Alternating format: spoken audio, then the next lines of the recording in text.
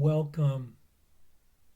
Today we will read Lesson 152 in the workbook, and from the text, Chapter 14, Section 4, Your Function in the Atonement, paragraphs 6 through 10.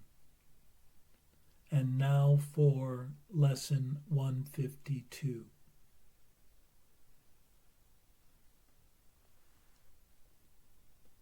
The power of decision is my own. No one can suffer loss unless it be his own decision. No one suffers pain except his choice elects this state for him. No one can grieve nor fear, nor think him sick, unless these are the outcomes that he wants. And no one dies without his own consent. Nothing occurs but represents your wish, and nothing is omitted that you choose. Here is your world, complete in all details. Here is its whole reality for you, and it is only here salvation is. You may believe that this position is extreme and too inclusive to be true. Yet can truth have exceptions? If you have the gift of everything, can loss be real? Can pain be part of peace, or grief of joy? Can fear and sickness enter in a mind where love and perfect holiness abide?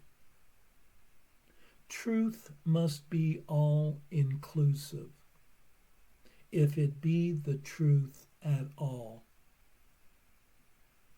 Accept no opposites and no exceptions, for to do so is to contradict the truth entirely.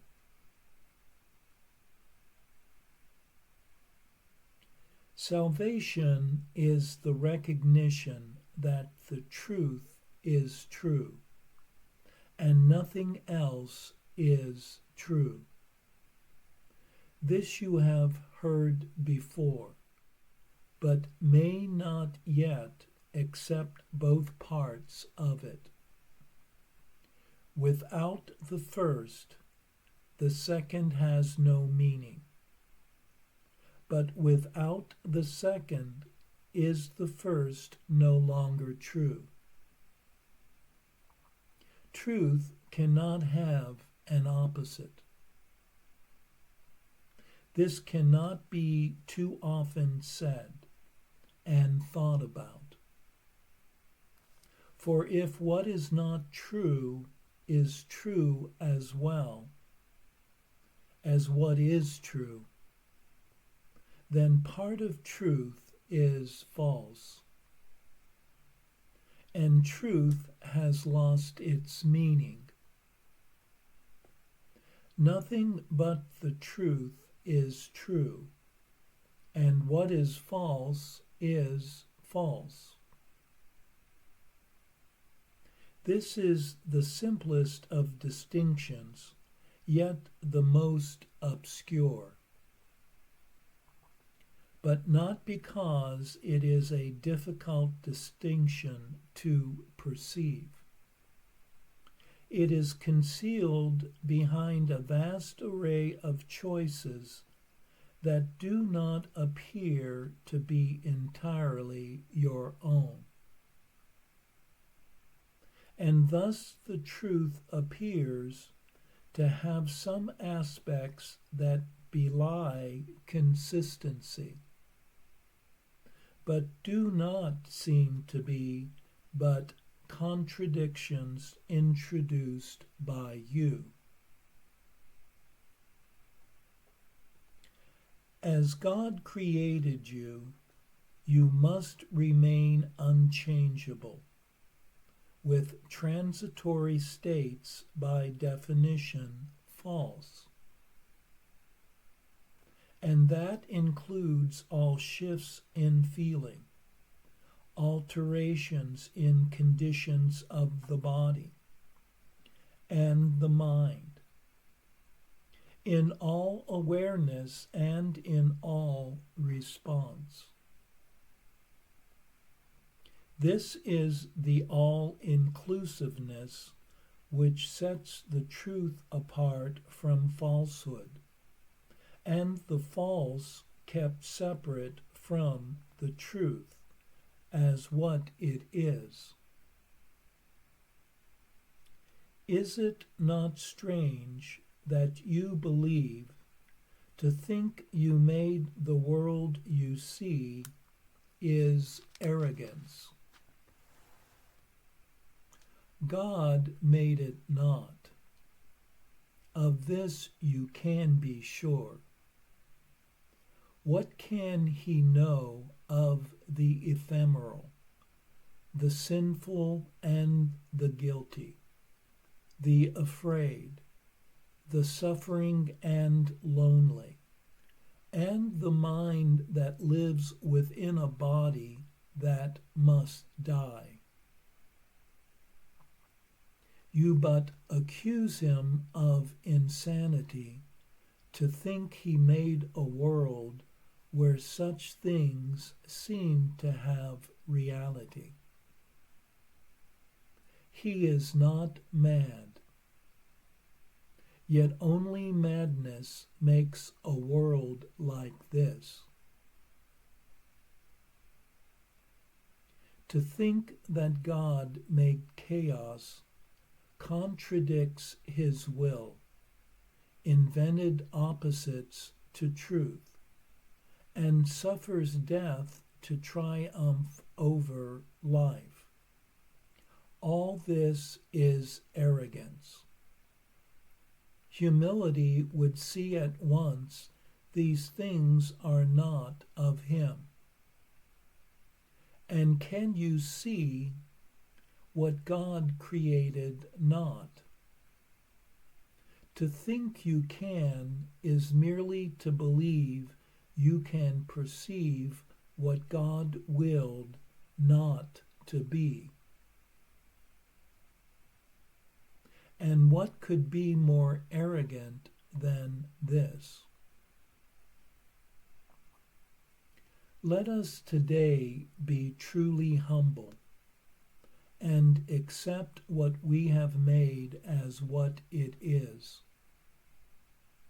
The power of decision is our own. Decide but to accept your rightful place as co-creator of the universe, and all you think you made will disappear. What rises to awareness then will be all that there ever was, eternally as it is now. And it will take the place of self-deceptions made but to usurp the altar to the Father and the Son. Today we practice true humility, abandoning the false pretense by which the ego seeks to prove it arrogant. Only the ego can be arrogant. But truth is humble in acknowledging its mightiness, its changelessness, and its eternal wholeness, all-encompassing, God's perfect gift to his beloved Son. We lay aside the arrogance which says that we are sinners, guilty and afraid, ashamed of what we are, and lift our hearts in true humility, instead to him who has created us immaculate, like to himself in power and in love. The power of decision is our own, and we accept of him that which we are, and humbly recognize the Son of God. To recognize God's Son implies as well that all self-concepts have been laid aside and recognized as false. Their arrogance has been perceived, and in humility, the radiance of God's Son, his gentleness, his perfect sinlessness, his Father's love, his right to heaven and release from hell, are joyously accepted as our own.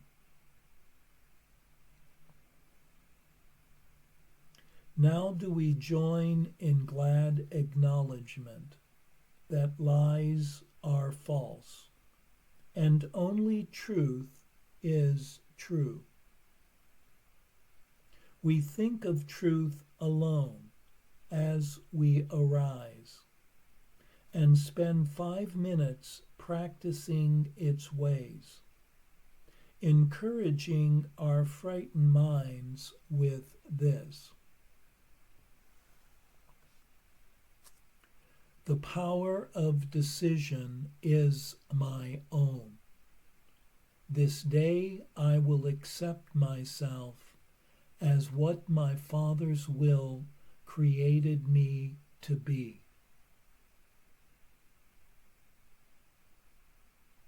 Then will we wait in silence, giving up all self-deceptions, as we humbly ask ourselves that he reveal himself to us.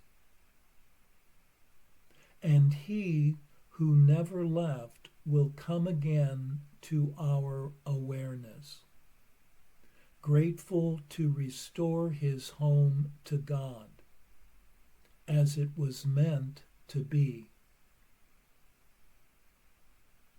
In patience wait for him throughout the day, and hourly invite him with the words with which the day began, concluding it with this same invitation to yourself. God's voice will answer, for he speaks for you and for your Father. He will substitute the peace of God for all your frantic thoughts, the truth of God for self-deceptions, and God's Son for your illusions of yourself.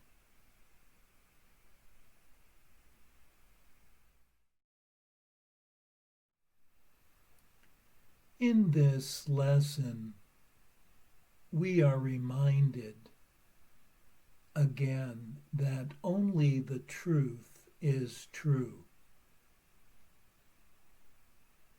and that truth does not have an opposite. An opposite to truth would give reality to what has no reality, and thus keep alive the conflicts, the stresses of having a split mind.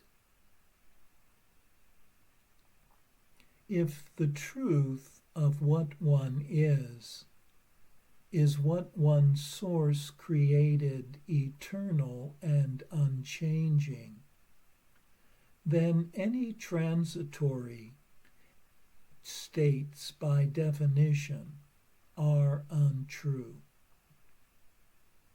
Therefore, sickness, death, changing moods and feelings, altering body conditions, cannot be true either. One made this insane and ever-changing world of guilt, fear, loss, suffering, and loneliness. It is but a decision to side with the ego's world of illusions, or with the Holy Spirit's memory of the truth of reality.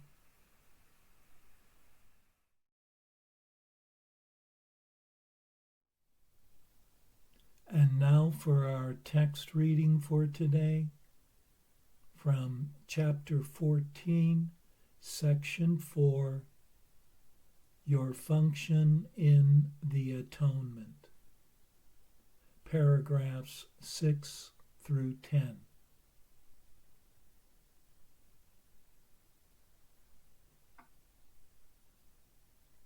When you have learned how to decide with God, all decisions become as easy and as right as breathing.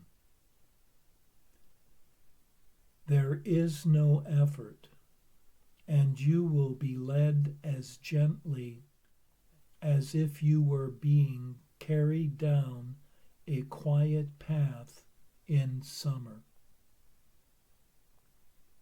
Only your own volition seems to make deciding hard. The Holy Spirit will not delay in answering your every question what to do. He knows, and He will tell you and then do it for you. You who are tired will find this more restful than sleep, for you can bring your guilt into sleeping, but not into this. Unless you are guiltless, you cannot know God, whose will is that you know Him. Therefore, you must be guiltless. Yet if you do not accept the necessary conditions for knowing Him, you have denied Him and do not recognize Him, though He is all around you. He cannot be known without His Son, whose guiltlessness is the condition for knowing Him. Accepting His Son as guilty is denial of the Father so complete that knowledge is swept away from recognition in the very mind where God Himself has placed it. If you would but listen and learn how impossible this is.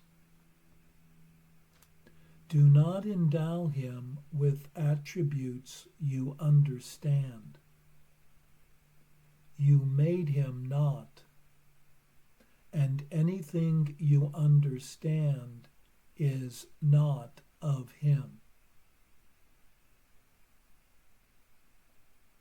Your task is not to make reality. It is here without your making, but not without you. You who have tried to throw yourself away and valued God so little, hear me speak for him and for yourself. You cannot understand how much your Father loves you, for there is no parallel in your experience of the world to help you understand it. There is nothing on earth with which it can compare, and nothing you have ever felt apart from him resembles it ever so faintly. You cannot even give a blessing in perfect gentleness. Would you know of one who gives forever, and who knows of nothing except giving? The children of heaven live in the light of the blessing of their Father, because they know that they are sinless. The atonement was established as the means of restoring guiltlessness to minds that have denied it, and thus denied heaven to themselves. Atonement teaches you the true condition of the Son of God. It does not teach you what you are or what your Father is. The Holy Spirit, who remembers this for you, merely teaches you how to remove the blocks that stand between you and what you know. His memory is yours. If you remember what you have made, you are remembering nothing. Remembrance of reality is in him, and therefore in you. The guiltless and the guilty are totally incapable of understanding one another. Each perceives the other as like himself, making both unable to communicate, because each sees the other unlike the way he sees himself. God can communicate only to the Holy Spirit in your mind, because only he shares the knowledge of what you are with God. And only the Holy Spirit can answer God for you, for only he knows what God is. Everything else that you have placed within your mind cannot exist. For what is not in communication with the mind of God has never been. Communication with God is life. Nothing without it is at all.